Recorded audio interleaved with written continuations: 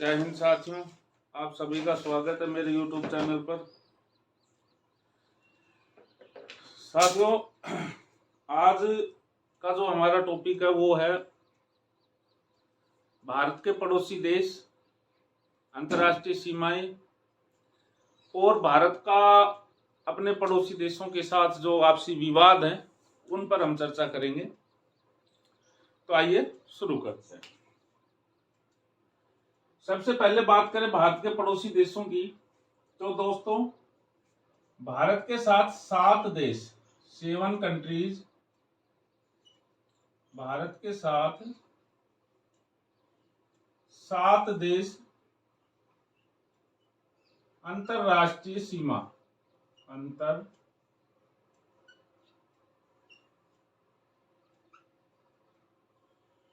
अंतरराष्ट्रीय सीमा।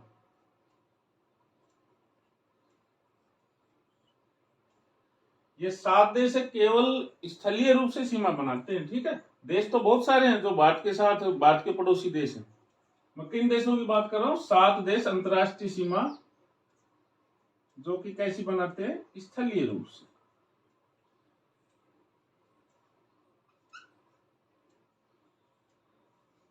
स्थलीय सीमा बनाते हैं। कौन कौन से ये 7 कंट्रीज देख लेते हैं एक बार। भारत के यहां पर है एक कंट्री जिसका नाम यहां लिख रहा हूं भाई, ठीक है। इस कंट्री का नाम है पाकिस्तान। ठीक है, पाकिस्तान से यहां पर आ जाता है एक और कंट्री है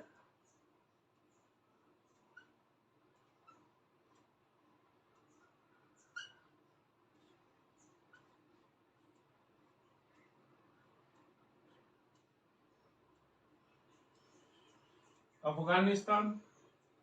यहां पर एक कंट्री है जिसका नाम है चीन,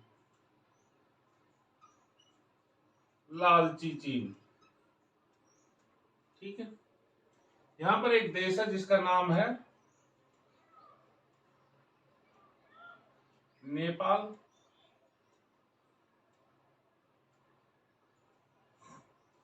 यहां पर एक कंट्री है जिसका नाम है भूटान।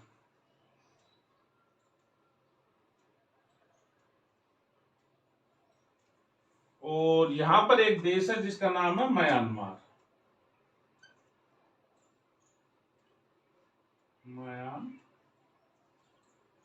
जिसको पहले क्या बोलते थे? बर्मा। ठीक है, और म्यांमार से इधर है बांग्लादेश। यहां लिखते बांग्लादेश।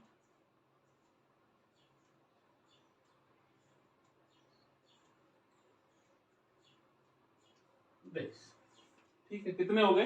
1 2 3 4 5 6 और 7।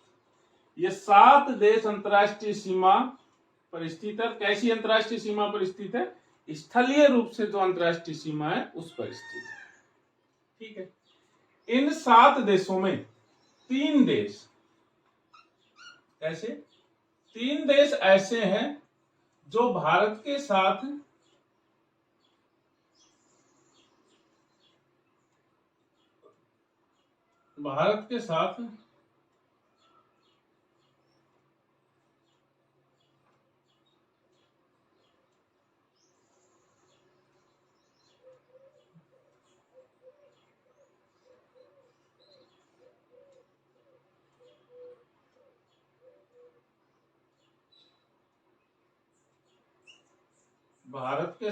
स्थलीय प्लस में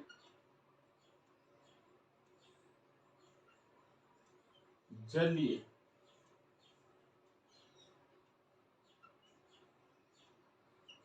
अंतरराष्ट्रीय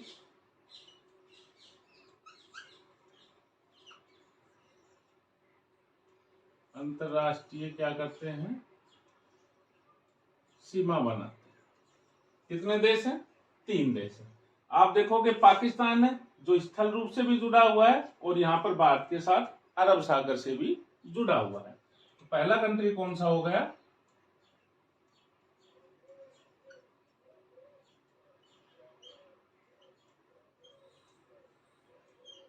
पाकिस्तान। दूसरा हो गया म्यांमार, ये स्थलीय भाग से जुड़ा हुआ है और नीचे बंगाल की खाड़ी से भी जुड़ा हुआ है। कौन सा हो गया आपका? म्यांमार। और तीसरा देश कौन सा हो गया? बांग्लादेश। कौन सा देश हो गया? बांग्लादेश। ये तीन देश हैं, पाकिस्तान, म्यांमार और बांग्लादेश, जो कि स्थलीय भाग से भी जुड़े हुए हैं भारत के साथ और जलीय क्षेत्र से भी जुड़े हैं, यानी कि हिंद महासागर से भी जुड़े हुए हैं और स्थल भाग से भी जुड़े हुए हैं। उसके बाद में देखते हैं भारत के और पड़ोसी देश कौन से हैं। देखो दोस्तों, और देशों की बात करें तो यहां पर है आपका एक द्वीप समूह है, आपका केंद्र शासित प्रदेश है। इस केंद्र शासित प्रदेश का नाम है लक्षद्वीप।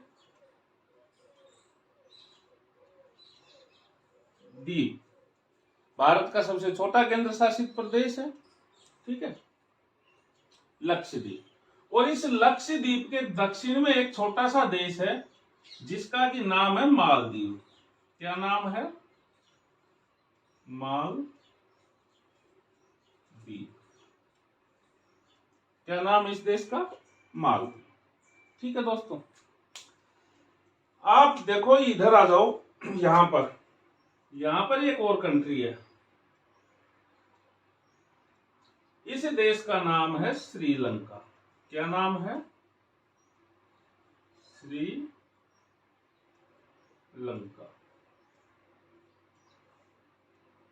जिसकी अर्थव्यवस्था फिलहाल कोलैप्स कर गई है, ठीक है।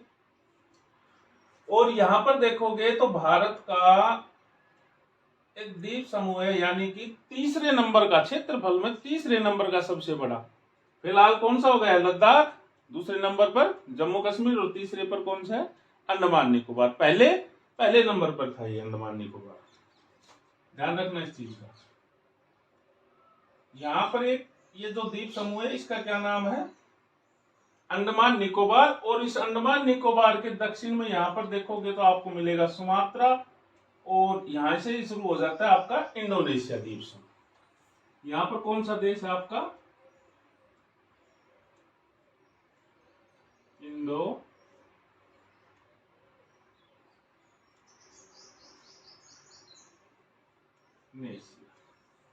कौन सा देश है? इंडोनेशिया, ठीक है। तो यहां पर मैं कह सकता हूं भारत के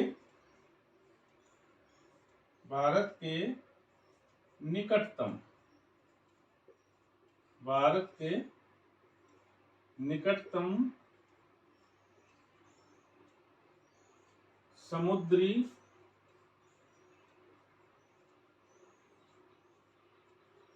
पड़ोसी देश कौन कौन से हैं? एक तो हो गया आपका श्रीलंका। कौन सा हो गया? श्रीलंका के बाद में एक हो गया आपका इंडोनेशिया। क्या होगा? इंडोनेशिया सर्वाधिक मुस्लिम आबादी वाला देश है भाई, इंडोनेशिया। और इंडोनेशिया के बाद में एक आपका ये मालदीव। क्या हो गया? मालदीव। ये तीन देश हैं जो भारत के निकटतम समुद्री सीमा बनाते हैं, ठीक है। ये तो थी बात यहां तक भारत के पड़ोसी देशों। अब अगली बात कर लेते हैं थोड़ा सा दोस्तों, ये मिटा दूं। यहां पर ये पाकिस्तान है और भारत है। भारत और पाकिस्तान की जो अंतरराष्ट्रीय सीमा है, इस सीमा का नाम है रेड क्लिफ रेखा। क्या नाम है? रेड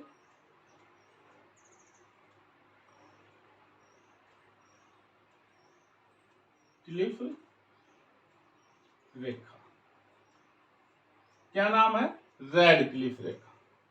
इस रेड क्लिफ रेखा की जो लंबाई है दोस्तों, वो लंबाई है 3323 किलोमीटर। कितनी है? 3323 किलोमीटर। उसके बाद में ऊपर आ जाता है आपका अफगानिस्तान। ठीक है, अफगानिस्तान के साथ जो भारत की अंतर्राष्ट्रीय सीमा है, इस सीमा रेखा का नाम है ड्यूरंड रेखा। क्या नाम है? ड्यूरंड रेखा। और इस ड्यूरंड रेखा की जो लंबाई है वो है दोस्तों 106 किलोमीटर। हम एक एक पर बात करेंगे, डिटेल से बात करेंगे। ठीक है, कितनी है? 106 किलोमीटर। यहां पर आ जाता है चीन। चीन के साथ जो अंतर्राष्ट्रीय सीमा है, इस सीमा रेखा का नाम है मैकमोहन रेखा। क्या नाम है? मैकमोहन रेखा। और इस मैकमोहन रेखा की जो लंबाई है वो है 3488 किलोमीटर। कितनी है? 3488 किलोमीटर। नेपाल के साथ किसी भी प्रकार की अंतर्राष्ट्रीय सीमा है वो उसका कोई नाम नहीं है, लेकिन इसकी लंबाई कितनी है? इसकी लंबाई है दोस्तों 1751 किलोमीटर। और भूटान के साथ जो अंतर्राष्ट्रीय सीमा है उसकी लंबाई है 699 किलोमीटर। ठीक है, उसके बाद में आ जाता है म्यांमार। म्यांमार के साथ जो अंतर्राष्ट्रीय सीमा है इसकी लंबाई है 1643 किलोमीटर। कितनी है दोस्तों? 1643 किलोमीटर। उसके बाद में आ जाता है बांग्लादेश। बांग्लादेश के साथ भारत की जो अंतर्राष्ट्रीय सीमा है उसके साथ दो शब्द देखने को मिलते हैं आपको। हम बात करेंगे, एक शब्द तो मिलता है आपको जीरो लाइन। क्या मिलता है? Zero line. और एक शब्द और मिलता है 3 बीघा गलियारा। 3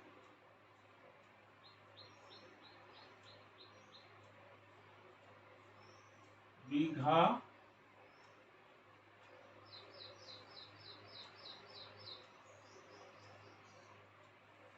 गलियारा। ये दो शब्द देखने को मिलते हैं। क्या है? हम बात करेंगे। और बांग्लादेश के साथ जो अंतर्राष्ट्रीय सीमा है इसकी लंबाई है दोस्तों 4096.6 किलोमीटर। ठीक है, कितनी है? 4096 किलोमीटर। आंकड़े जनरली ये नहीं पूछे जाते हैं, आंकड़े यहां से दो पूछे जाते हैं। एक तो पूछा जाता है बांग्लादेश की अंतर्राष्ट्रीय सीमा की लंबाई पूछ लेता है, और एक पूछ लेता है ड्यूरंड रेखा की, अफगानिस्तान की अंतर्राष्ट्रीय सीमा रेखा की लंबाई पूछता है। ये दो ही क्वेश्चन देखे हैं मैंने। बाकी क्या पूछता है? रैडक्लिफ रेखा का नाम पूछ लेता है, ड्यूरंड रेखा का नाम पूछ लेता है, मैकमोहन रेखा का नाम पूछ लेता है कि भाई किन देशों के बीच में स्थित है, या भारत चाइना के बीच जो अंतर्राष्ट्रीय सीमा है उसका क्या नाम है। इस प्रकार से सवाल बनता है।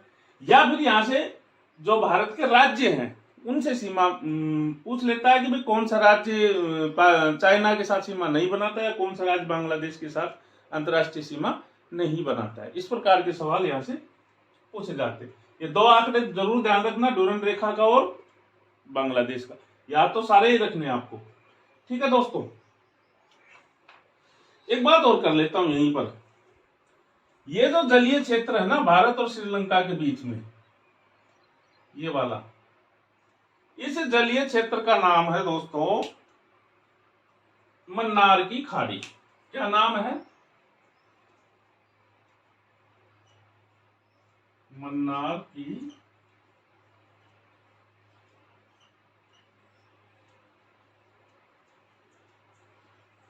खाड़ी। और भारत और श्रीलंका के बीच जो जलीय क्षेत्र है, इसका निर्धारण करने वाली जो रेखा है उसको बोल देते हैं पाक जलडमरू मध्य। पाक जल डमरू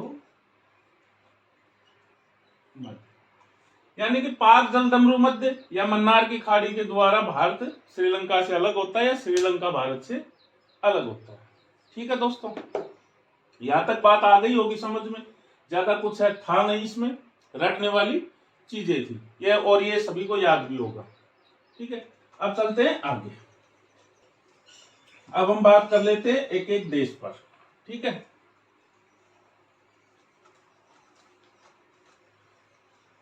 सबसे पहले बात करते हैं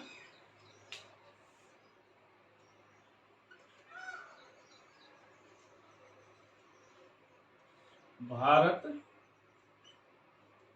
और पाक पर। ठीक है दोस्तों, आप सभी को पता है भारत पाकिस्तान के बीच जो अंतर्राष्ट्रीय सीमा है, इसका नाम क्या है? इसका नाम है रेड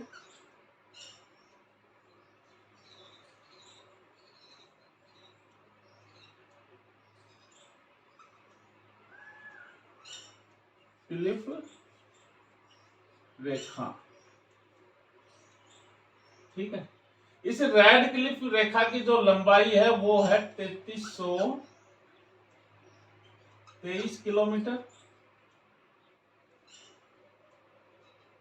ठीक है, इस अंतर्राष्ट्रीय सीमा का निर्धारण किया गया था 1947 में। 1947 में किसने किया था? एक व्यक्ति था सर सिरिल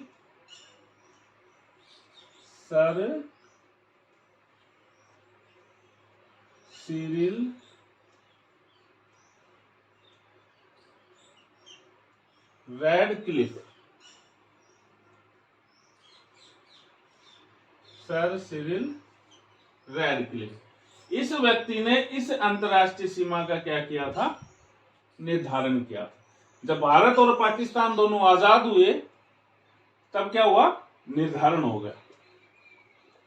ठीक है, 1947 में जब भारत आजाद हुआ तो इस आजादी के साथ ही एक और देश का जन्म हुआ। उस देश को आप अच्छी तरीके से जानते हो, उस देश का क्या नाम है? पाकिस्तान। क्या नाम है? पाकिस्तान। इस पाकिस्तान का जन्म दो रूपों में हुआ था भाई, दो क्षेत्र थे इसके। एक क्षेत्र था पूर्वी पाकिस्तान, पूर्वी पाकिस्तान, और एक क्षेत्र था पश्चिमी पाकिस्तान। इस पूर्वी पाकिस्तान को आज वर्तमान समय में इस देश यानी कि बांग्लादेश के रूप में जानते हो आप। किस देश के रूप में जानते हो? बांग्लादेश के रूप में जानते हो। ठीक है, तो इस व्यक्ति ने सर सिरिल हेनरी रेडक्लिफ ने अंतरराष्ट्रीय सीमा का निर्धारण कर दिया।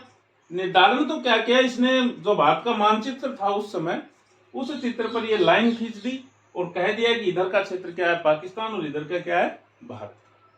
ठीक है, अब ये जो रेड क्लिफ रेखा है, ये रेखा मानव निर्मित रेखा है। कैसी रेखा है? मानव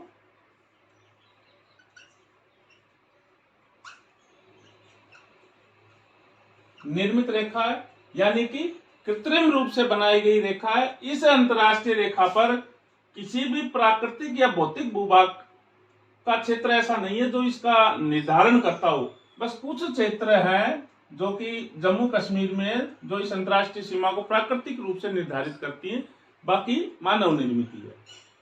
ठीक है, दूसरा आप देखोगे जब इन दो देशों का जन्म हुआ, यानी कि पाकिस्तान का जो जन्म हुआ वो किस आधार पर हुआ था? वो हुआ था धर्म के आधार पर। यानी कि हम कह सकते हैं जो रेड क्लिफ रेखा है वो धर्म के आधार पर बनाई गई अंतरराष्ट्रीय रेखा है। कैसी रेखा है? धर्म के आधार पर बनाई गई अंतरराष्ट्रीय रेखा। ठीक है, तीसरी बात करते हैं यहीं पर। इस अंतरराष्ट्रीय रेखा पर भारत के 3 राज्य, कितने राज्य दोस्तों? 3 राज्य। कौन कौन से हैं देख लेते हैं। नंबर 1 पर है गुजरात। गुजरात के बाद में आ जाता है आपका राजस्थान, और राजस्थान के बाद में आ जाता है आपका पंजाब। ये 3 राज्य प्लस में 2 केंद्र शासित प्रदेश, यूनियन टेरिटरी। कौन कौन से हैं? एक तो हो गया आपका जम्मू एंड कश्मीर, और दूसरा हो गया आपका लद्दाख। यानी कि रेड क्लिफ रेखा पर पहले 4 राज्य थे, वर्तमान समय में भारत के 3 राज्य हैं, गुजरात, राजस्थान, पंजाब, और 2 क्या है? केंद्र शासित प्रदेश। पिछले वीडियो में हमने बात की थी इन बात। ठीक है, इनमें से राजस्थान के साथ पाकिस्तान की सर्वाधिक लंबी अंतर्राष्ट्रीय सीमा लगती है भाई। सबसे लंबी अंतर्राष्ट्रीय सीमा किसकी लगती है पाकिस्तान के साथ? राजस्थान की। और सबसे कम किसकी लगती है? सबसे कम लगती है भाई पंजाब। ठीक है, ये तो थी एक सामान्य सी जानकारी। यहां से क्या क्या सवाल बनते हैं? एक तो सबसे ज्यादा तो यही पूछा जाता है कि भारत पाकिस्तान के बीच जो अंतर्राष्ट्रीय सीमा है उसका क्या नाम है। ठीक है, दूसरा संभावित क्वेश्चन बनता है यहां से, क्योंकि अभी ये राज्य को हटा करके क्या बना दिया? केंद्र शासित प्रदेश बना दिया। तो यहां से ये पूछता है, और राज्यों के बारे में पूछता है भी अंतर्राष्ट्रीय सीमा पर कौन से राज्य स्थित है या नहीं है। इस प्रकार के सवाल बनते हैं। ठीक है, तो इन दोनों चीजों को ध्यान रखना। ठीक है, अब चलते हैं भारत और पाकिस्तान के मध्य जो विवाद है, जो विवादित क्षेत्र है, उनके बारे में बात करते हैं। कौन कौन से विवादित क्षेत्र हैं, उनके लोकेशन को देखते हैं और समझते हैं क्या क्या है। ठीक है, मिटा दूं? चलो बात करते हैं भारत पाक विवाद। भारत पाक विवाद। ठीक है, क्या है भारत पाक विवाद? किन किन चीजों को लेकर है? साथियों, आप देखोगे भारत और पाकिस्तान को लेकर 3 क्षेत्रों पर विवाद। हम पढ़ने के लिए भारत और पाकिस्तान के बीच में जो विवाद हैं उनको 3 क्षेत्रों में बांट देते हैं। एक क्षेत्र तो आपका जम्मू एंड कश्मीर का क्षेत्र, और इस वक्त हम लद्दाख बन गया चूंकि, तो हम लद्दाख भी लिख लेते हैं। ठीक है, जम्मू कश्मीर एंड लद्दाख का क्षेत्र विवादित है। नंबर 2 पर आ जाता है पंजाब का क्षेत्र। पंजाब ये वाला जो क्षेत्र है यहां पर। और तीसरा आ जाता है गुजरात का क्षेत्र। तीसरा कौन सा आ जाता है? गुजरात का क्षेत्र, ये वाला क्षेत्र। ठीक है, इन 3 क्षेत्रों को लेकर भारत और पाकिस्तान के बीच में विवाद है। यानी कि एक प्रकार से हम कह सकते हैं कि पूरी अंतर्राष्ट्रीय सीमा रेखा ही विवादित है। ठीक है, सबसे पहले कर लेते हैं पंजाब की बात, क्योंकि सबसे कम इनमें विवादित है तो यही है। पंजाब में सिर्फ भारत के साथ विवाद का एक ही कारण है, और वो कारण है आतंकवाद। क्या कारण है? आतंकवाद।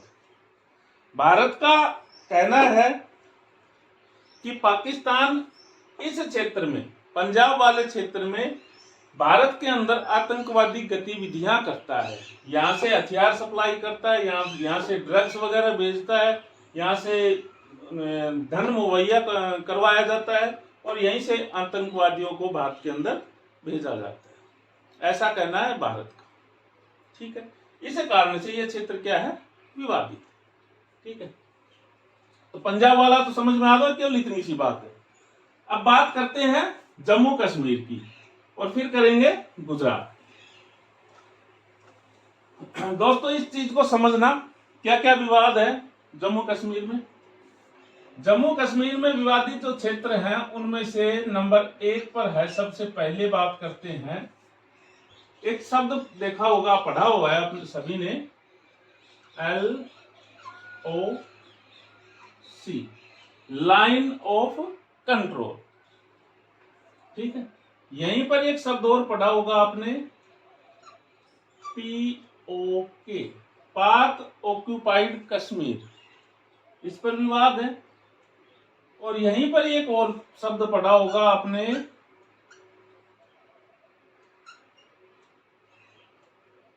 आजाद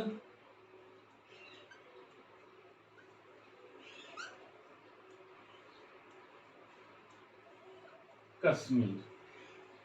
ठीक है, आजाद कश्मीर, ज्यादातर ये जो पाकिस्तान के न्यूज एंकर है उनके साथ चर्चा में भारत कम बोलता है इस शब्द को, आजाद कश्मीर। बेसिकली ये तीनों चीजें एक ही हैं, यानी कि एक साथ ही जुड़ी हुई है। हम देखते हैं क्या है। ठीक है, देखेंगे अभी क्या क्या है। दूसरा क्या है यहां पर, बी, दूसरा आ जाता है यहां पर सिंधु जल विवाद।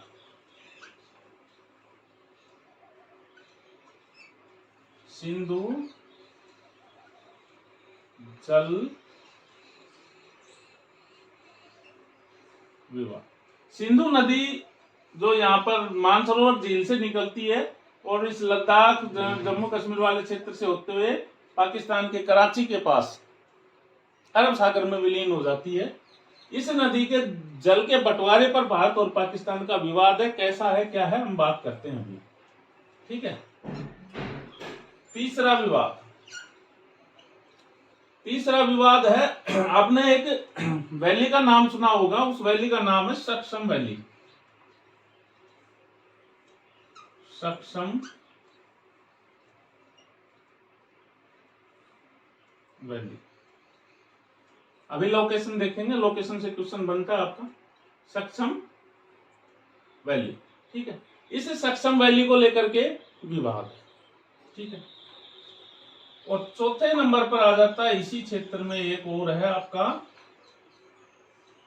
सियाचिन विवाद। क्या है,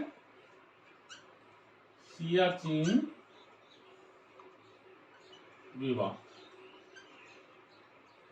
सियाचिन ग्लेशियर को लेकर के जो विवाद है उसकी बात कर रहे हैं, सियाचिन विवाद।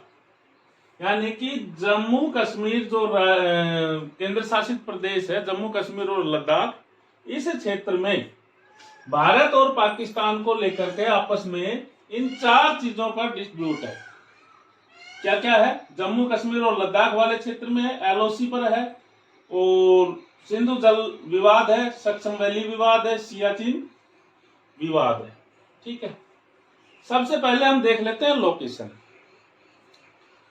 लोकेशन समझना इसलिए आवश्यक है कि भारत का ये जो ऊपर का हिस्सा है ना, एग्जामिनर क्या करता है, ये ऊपर का हिस्सा बना देता है और इस प्रकार से दे देता है A, B, C और D, और क्वेश्चन लिख देता है निम्न में से एक किसको इंगित कर रहा है।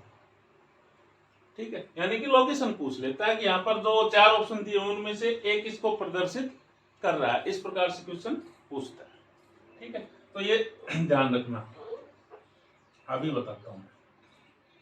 ठीक है दोस्तों,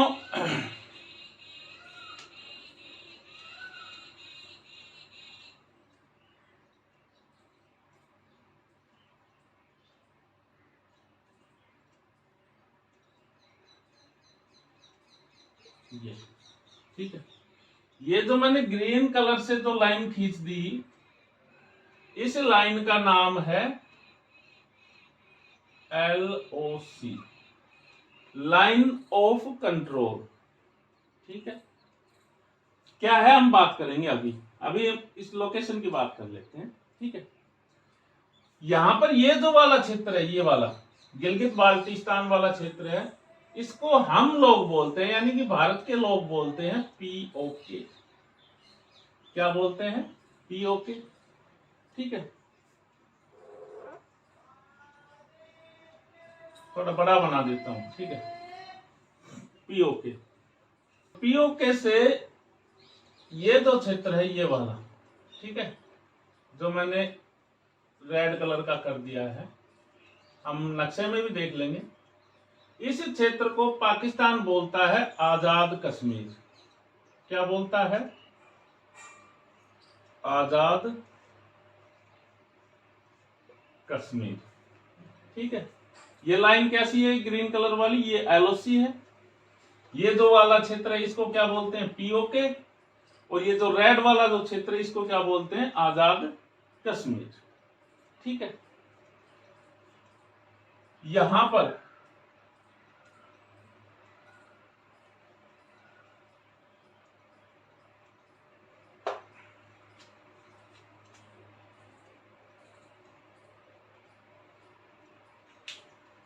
जो मैंने ये रेड कलर का एक त्रिभुज बना दिया है, इसका नाम है सियाचिन ग्लेशियर। क्या नाम है? सियाचिन ग्लेशियर, ये वाला। ठीक है दोस्तों, उसके बाद में बात करते हैं यहां पर, ये जो मैंने ग्रीन से ये कर दिया, ये ग्रीन वाला क्षेत्र है, ये है आपकी सक्सम वैली। क्या है आपकी? सक्सम वैली, सक्सम घाटी। ठीक है,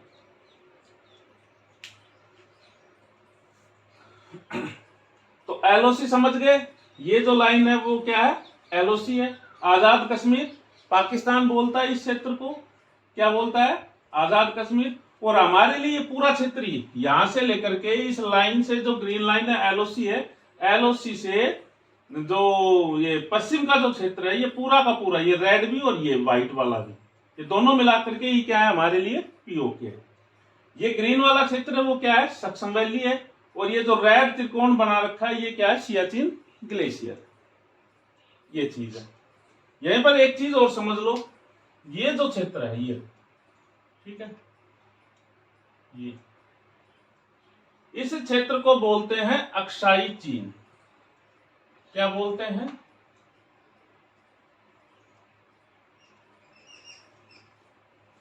अक्साई चीन। ठीक है, 1962 के युद्ध में जब चाइना ने इस क्षेत्र पर क्या कर लिया था? कब्जा कर लिया। इसको हम क्या बोलते हैं? अक्साई चीन। तो ये चीज समझ में आ गई होगी। एक बार मैप में देख लेते हैं क्या है।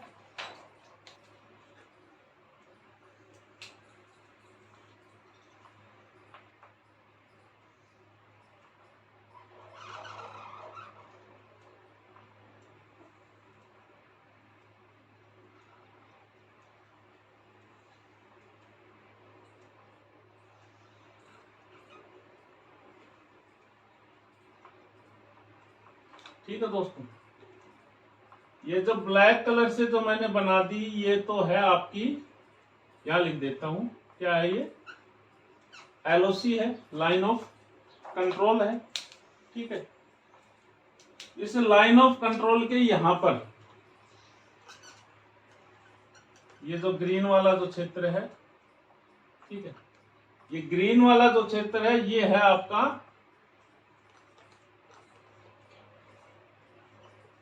सियाचिन ग्लेशियर।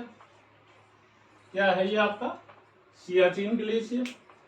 और सियाचिन ग्लेशियर से उत्तर में ये जो रेड मैंने कर दिया, ठीक है, ये है आपकी सक्सम वैली।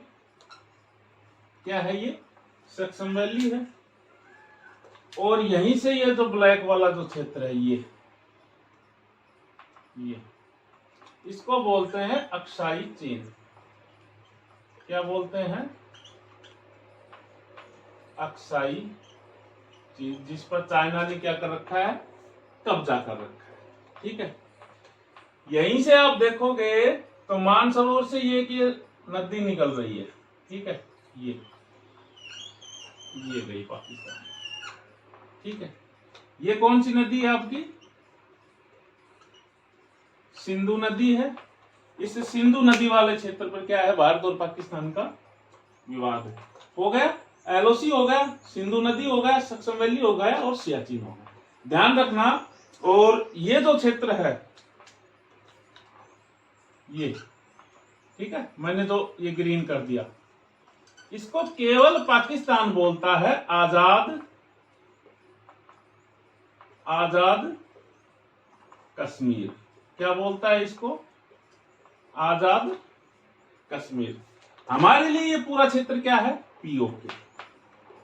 हम क्या बोलते हैं इस क्षेत्र को, पीओके, जिसमें आजाद कश्मीर भी शामिल है, गिलगित बाल्टिस्तान भी शामिल है। ये पूरा क्षेत्र क्या है, हमारे लिए, भारत के लिए पीओके है।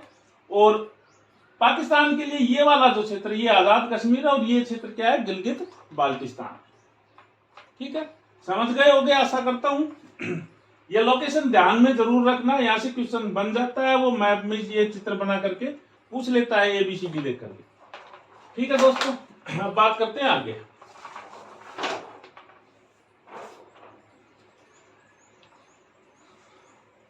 मिटा दो इसको। चलो सबसे पहले बात करते हैं पीओके विवाद की। नंबर 1 लेते हैं, पीओके विवाद, या मैं ऐसा कह दूं एलओसी विवाद। एलओसी विवाद क्या है ये दोस्तों? इस विवाद को समझने के लिए हमें थोड़ी सी इतिहास की चर्चा करनी होगी।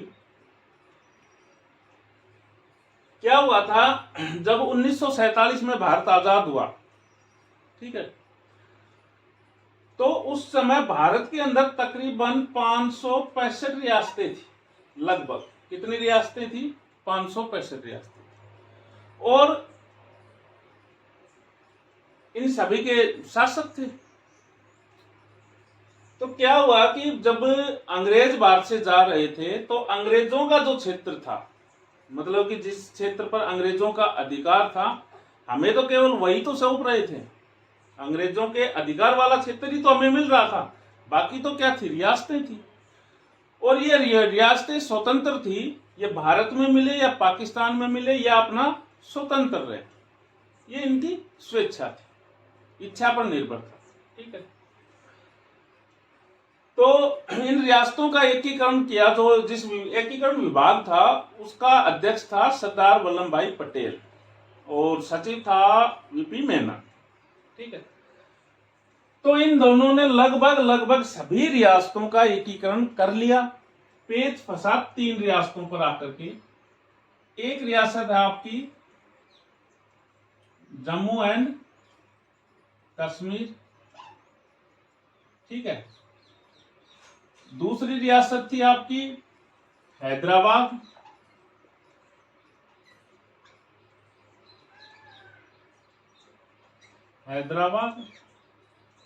और तीसरी रियासत थी जूनागढ़।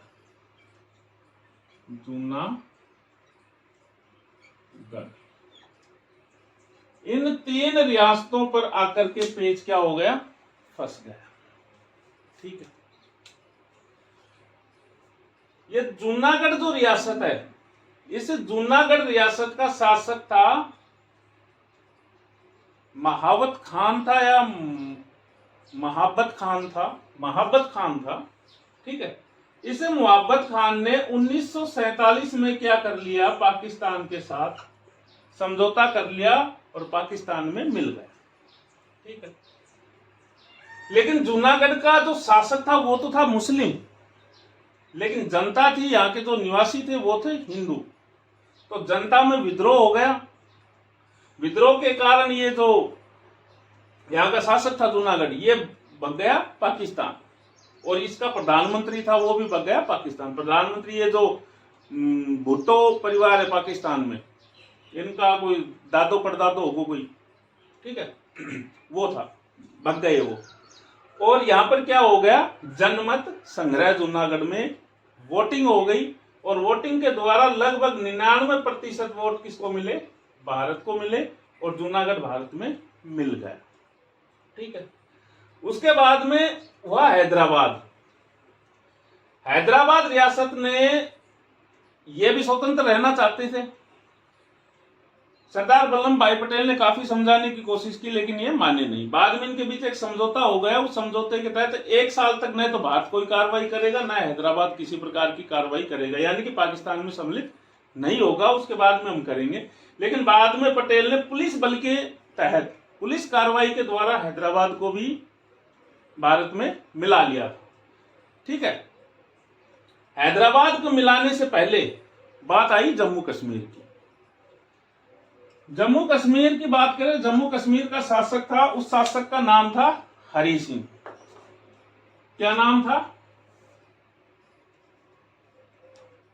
हरि सिंह।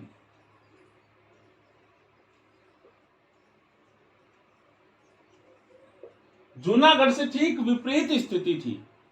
जूनागढ़ का शासक मुस्लिम था, जनता कैसी थी, हिंदू थी।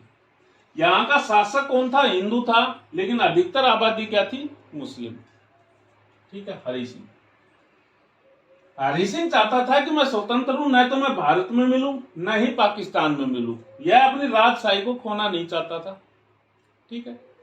तो इस कारण से हरि सिंह ने कोई डिसीजन लिया ही नहीं। और आप सभी को पता है, 2 मजबूत राष्ट्रों के बीच में एक कमजोर राष्ट्र का जीना बड़ा मुश्किल है। जो हालत अब नेपाल और भूटान की चाइना कर रहा है, उसी प्रकार की हालत यहां होती, ठीक है। ये तो भारत ठीक है, इस वजह से ये सर्वाइव कर पा रहे हैं, अन्यथा ये कभी के मिल गए होते चाइना में। तो हरि सिंह ने कोई डिसीजन लिया नहीं, ठीक है। बात है 20 अक्टूबर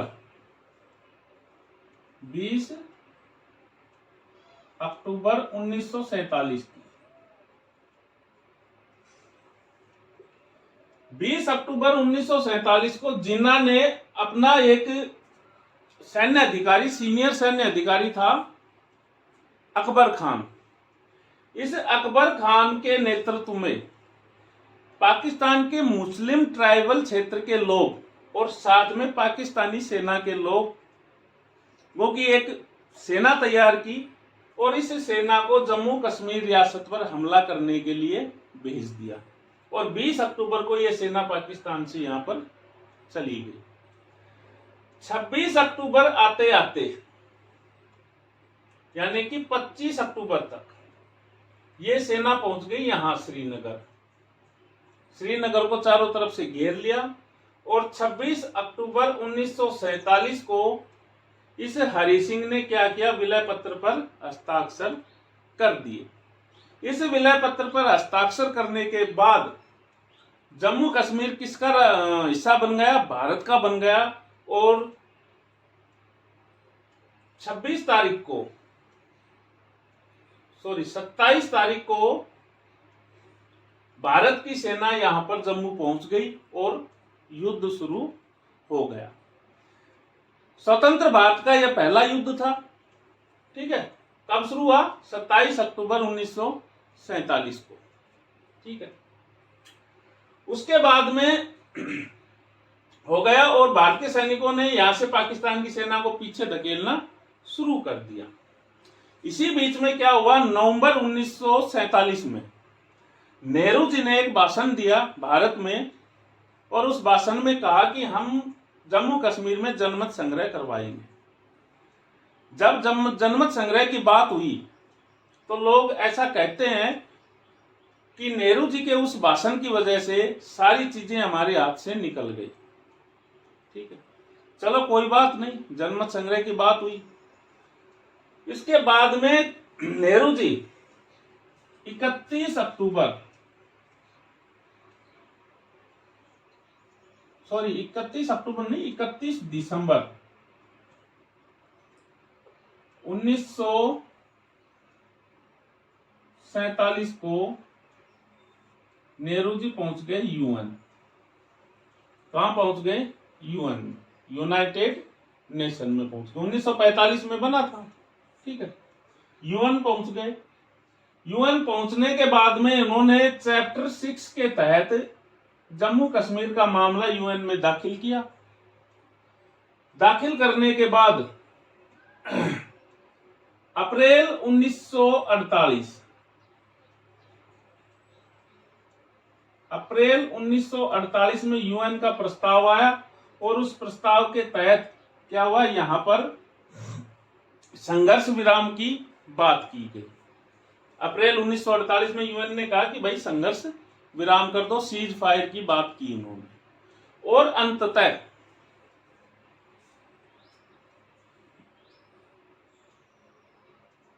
1 जनवरी 1949 को सीज फायर की स्वीकृति दोनों देशों ने दे दी, भारत ने भी दे दी और पाकिस्तान ने भी दे दी। जिस दिन 1 जनवरी 1949 को जो सीज फायर हुआ था, उस सीज फायर के समय जहां पर जो सेना थी वही क्या हो गई, एक अंतर्राष्ट्रीय सीमा बन गई। यानी कि भारत के कब्जे में यह क्षेत्र था, पाकिस्तान के कब्जे में पीओके था, ठीक है। यानी कि भारत ने लगभग 2/3 क्षेत्र पर कब्जा कर लिया था और 1/3 क्षेत्र किसके पास था? पाकिस्तान के पास था, ठीक है। तो पीओके के ये एलओसी कैसे बनी? इस प्रकार से बनी। ज्यादा डिटेल में मैंने बात नहीं की दोस्तों, इसके लिए कोई प्रॉपर वीडियो बना देंगे,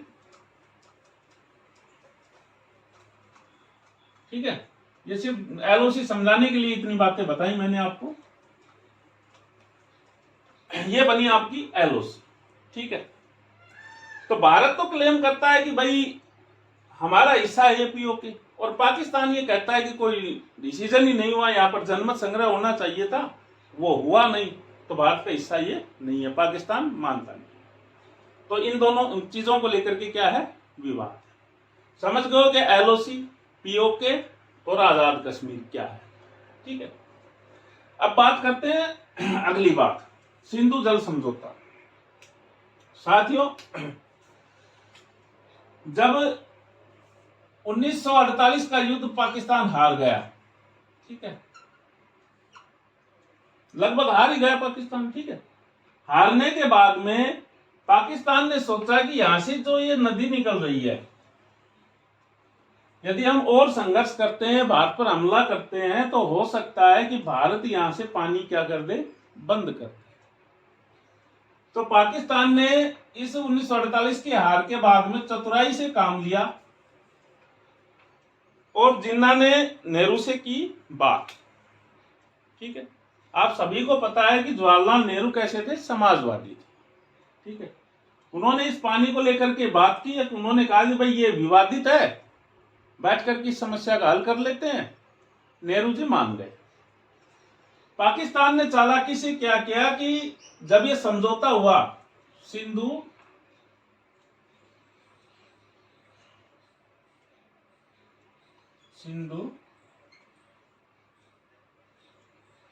जल समझौता, ठीक है। सिंधु जल समझौता हुआ था ये 1960 में। तो इस समझौते की शर्तों को तय करने के लिए मध्यस्थता के लिए बुलाया पाकिस्तान ने विश्व बैंक को। किसको बुलाया?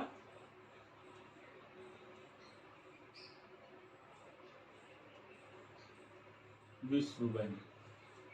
इस समझौते की शर्तों को तय करने वाला कौन था? विश्व बैंक था, ताकि न तो भारत पीछे हट सके न पाकिस्तान पीछे हट सके, ठीक है। और इस समझौते की शर्तें लागू हुई थी 1961 में। किताबों में दोनों ही डेट मिलती है, सिंधु जल समझौता कब हुआ था, कुछ में 1961 भी लिखा हुआ मिल जाता है, तो इसमें कंफ्यूज नहीं होना। समझौता हुआ 1960 में था, ये सितंबर में हुआ था या नवंबर में हुआ था, कुछ ऐसा हुआ था। और 15 या 16 जनवरी 1961 से इनकी शर्तें क्या हो गई थी, लागू हो गई थी। ठीक है, तो 1961 में लागू हुआ। मध्यस्थता किसने की, विश्व बैंक ने। ठीक है, समझौता क्या हुआ, इस समझौते के तहत ये जो सिंधु नदी है, ठीक है, ये जो सिंधु नदी है, इस सिंधु नदी के पश्चिम की नदियों, पश्चिम की नदियां कौन सी, एक तो ये सिंधु नदी, सिंधु प्लस में एक नदी और है पश्चिम में झेलम, और एक नदी और है चिनाब। चिनाब, इन तीनों नदियों के जल का 80% हिस्सा किसका होगा, पाकिस्तान का होगा, और इसका 20% हिस्सा किसका होगा, भारत का होगा। ठीक है, और इसके पूर्व में बहने वाली नदियां कौन कौन सी नदियां हैं, रावी प्लस में सतलज, और एक नदी और आपकी व्यास।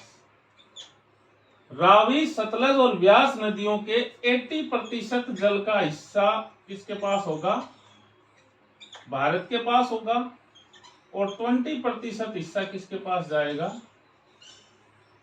वो जाएगा पाकिस्तान के पास।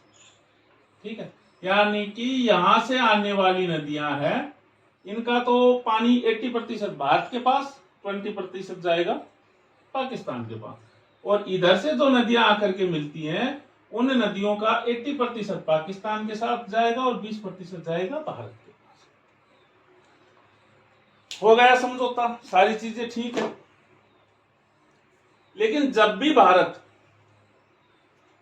यहां पर डैम बनाता है, बांध बनाता है, तब पाकिस्तान चिल्लाता है कि भाई पानी रोक रहा है, या हमें कभी नुकसान पहुंचाने के लिए एकदम से डैम को खोल देगा तो पाकिस्तान में बाढ़ आ जाएगी, इस तरह की बातें करता है।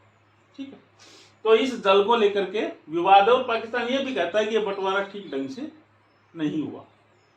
ठीक है, तो ये एक बात है। ये था आपका सिंधु नदी जल विवाद। अब चलते हैं आगे, थोड़ा जल्दी जल्दी बता रहा हूं, कोई बात नहीं है, कोई इश्यू नहीं है इस चीज के लिए। ठीक है, तीसरी चीज आ जाती है अपनी सक्सम वैली विवाद। तीसरी चीज क्या है, सक्सम वैली विवाद। क्या है विवाद, साथियों आप सभी को पता है 1962 में एक युद्ध हुआ था भारत और चाइना के साथ बीच में, और इस युद्ध में हम हार गए थे 1962 में। ठीक है, उससे पहले नेहरू जी का काफी विश्वास था चाइना पर, हिंदू चीनी भाई भाई के नारे लगाए गए, लेकिन चाइना ने क्या किया, भारत पर हमला कर दिया। ठीक है, दो क्षेत्रों पर, इस तिब्बत लद्दाख वाले क्षेत्र में और अरुणाचल प्रदेश वाले क्षेत्र। अरुणाचल प्रदेश वाले क्षेत्र को तो हमने बचा लिया, लेकिन इस क्षेत्र को हम बचा नहीं पाए। ठीक है, कारण बताते हैं कि भाई एयरफोर्स ने इस लड़ाई में भाग नहीं लिया, वाट एवर जो भी कुछ था, हम बात नहीं करेंगे उस पर। ठीक है, 1962 का युद्ध हम हार गए। हारने के बाद में क्या किया, 1963 में 1963 में पाकिस्तान 1948 का युद्ध हार चुका था। ठीक है, तो चाइना का साथ पाने के लिए, अगर भाई आगे जब हम युद्ध करेंगे तो उस युद्ध में चाइना हमारा साथ दे, इसलिए 1963 में पीओके का एक भाग, लगभग 5000 वर्ग किलोमीटर क्षेत्र का भाग, कितना है ये, 5000 वर्ग किलोमीटर क्षेत्र का ये भाग जिसका कि नाम क्या है, सक्सम वैली। इस सक्सम वैली को 1963 में चाइना को क्या कर दिया, गिफ्ट कर दिया। चाइना को क्या दे दिया, उपहार दे दिया। ठीक है, कब दिया, 1963 में। किसने दिया, पाकिस्तान ने दिया। हिस्सा किसका था, हमारा था। कब्जा किसका था, पाकिस्तान का। ठीक है, 62 का युद्ध हम हार गए थे, नेहरू जी सदमे में थे, उनकी मृत्यु हो गई थी। ठीक है, तो ये दे दिया उन्होंने। तो सक्सम वैली पर भारत अपना क्लेम करता है, लेकिन फिलहाल कब्जा किसका है, चाइना का है, उपहार में दे दिया। तो इस कारण से यह क्षेत्र क्या है, विवाद का कारण। ठीक है, अगली बात करते हैं।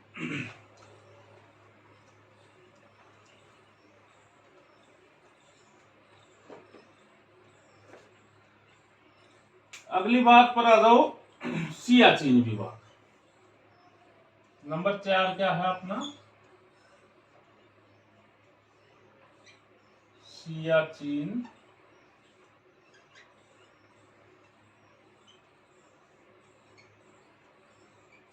विवाद। ठीक है साथियों, पाकिस्तान के साथ भारत का पहला युद्ध 1947 में शुरू हुआ, 1948 में समाप्त हुआ। ठीक है, उसके बाद में 62 में युद्ध चाइना के साथ भारत का हुआ, वो हम हार गए। उसके बाद में 1965 में एक युद्ध हुआ, 1965 में भारत पाकिस्तान के बीच में एक युद्ध हुआ। इस युद्ध में टैंकों ने सर्वाधिक भाग लिया था, इस कारण से इस युद्ध को टैंक युद्ध भी कहा जाता है। कौन सा युद्ध कहा जाता है, टैंक युद्ध भी कहा जाता है। ठीक है, इस युद्ध में भारत जीत गया। के बाद में भारत ने के साथ एक युद्ध और हुआ 1972 में, 1972 में। इस युद्ध में के द्वारा भारत ने पाकिस्तान का एक टुकड़ा, जिसको कि पूर्वी पाकिस्तान बोलते थे, इस पूर्वी पाकिस्तान को भारत ने क्या बना दिया, बांग्लादेश बना दिया। मुक्ति वाहिनी सेना का गठन हुआ, जिसे इंदिरा वाहिनी सेना भी बोलते हैं। ठीक है, और भारत के सहयोग से ये क्या हो गया, आजाद हो गया और एक स्वतंत्र राष्ट्र बन गया बांग्लादेश। ये घटना हुई 1972 की। इससे पहले एक घटना 1948 वाली हो ही चुकी थी, यानी कि पाकिस्तान ये लगातार 3 युद्ध भारत से हार चुका था। और 1972 में ही हुआ था शिमला समझौता। इस शिमला समझौते में ये जो क्षेत्र है, कौन सा, ये वाला जो क्षेत्र है, सियाचिन वाला, इस सियाचिन वाले क्षेत्र को बेजान और बंजर घोषित कर दिया गया। लेकिन इसकी सीमा का निर्धारण नहीं हुआ था। ये नहीं कहा गया कि भाई ये हिस्सा भारत का है या पाकिस्तान का, कौन क्लेम करेगा, ऐसा कुछ भी निर्धारित नहीं हुआ था। तो 1972 के बाद से पाकिस्तान ने इस हिस्से पर कब्जा करने का अपना प्रयास शुरू कर दिया। 1983 में, 1983 में स्याही खत्म हो गई,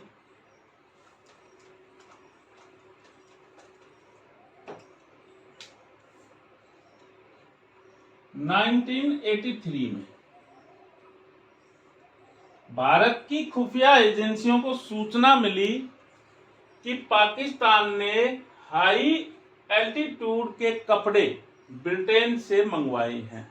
यानी कि ब्रिटेन की किसी कंपनी को ऑर्डर दिया है, बहुत बड़ा ऑर्डर दिया है, जो -40 -50 डिग्री टेम्परेचर में जो कपड़े काम आते हैं उनके लिए। और तो बाकी किस क्षेत्र में काम आ सकते थे, तो यही आ सकते थे। भारत समझ गया कि भाई होना हो ये सियाचिन ग्लेशियर पर कब्जा करने की कोशिश कर रहे। ठीक है, भारत ने भी ऑर्डर दिया, लेकिन कंपनियों ने मना कर दिया, कहा कि हमारे पास तो पहले से बहुत बड़ा ऑर्डर, हम नहीं दे सकते। तब भारत की सेना ने एक निर्णय लिया कि पाकिस्तान का जब कब्जा हो जाए उसको छुड़ाने के लिए हम मरे या पहले ठंड से मर जाए, चुनाव हमारा है। तो सेना के लोगों ने कहा कि हम पहले कब्जा करते हैं, ठीक है। तो 1984 में 1984 में भारत की सेना ने एक ऑपरेशन चलाया। उस ऑपरेशन का नाम है ऑपरेशन मेघदूत। ऑपरेशन मेघदूत, ठीक है। इस ऑपरेशन मेघदूत के तहत भारतीय सेना ने इस सियाचिन ग्लेशियर पर क्या कर लिया? कब्जा कर लिया। युद्ध हुआ, यहां पर एक छोटा सा कब्जा कर लिया। किस पर कब्जा कर लिया?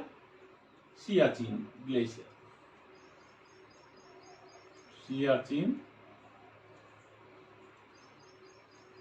ग्लेशियर पर भारत ने क्या कर लिया? कब्जा कर लिया। ये सियाचिन ग्लेशियर है, ये विश्व का सबसे ऊंचा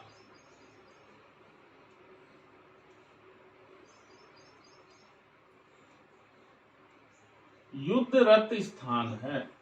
कैसा स्थान है? युद्धरत स्थान है, गोलीबारी चलती रहती है, ठीक है। दूसरा, ध्रुवों के बाद में महाद्वीपों पर, ध्रुवों के बाद में महाद्वीपों पर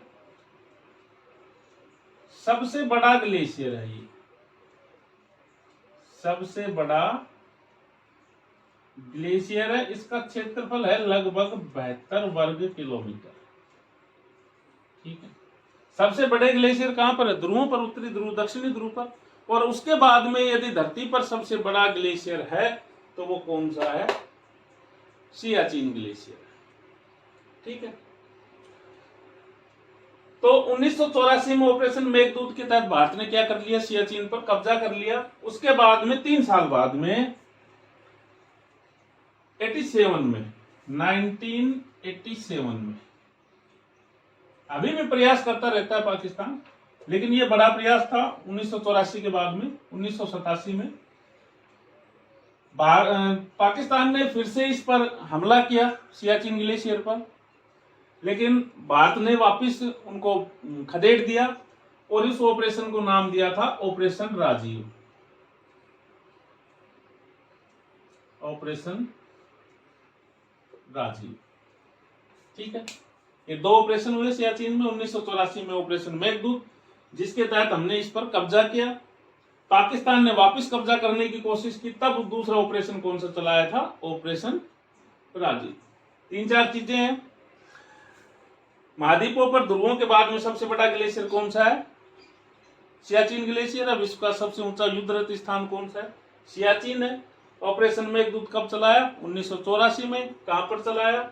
सियाचिन ग्लेशियर जीतने के लिए चलाया। किसने चलाया? भारतीय सेना ने चलाया। ऑपरेशन राजीव कब चला? 1987 में चला, भारतीय सेना द्वारा चलाया गया, ठीक है। यह था सियाचिन ग्लेशियर विवाद। पाकिस्तान इस क्षेत्र पर क्लेम करता है और भारत कहता है ये हमारा है। यह है इस क्षेत्र में विवाद के कारण, ठीक है। ठीक है दोस्तों, वीडियो पसंद आए तो लाइक कीजिए, शेयर कीजिए, चैनल को सब्सक्राइब कीजिए, ठीक है। जय हिंद।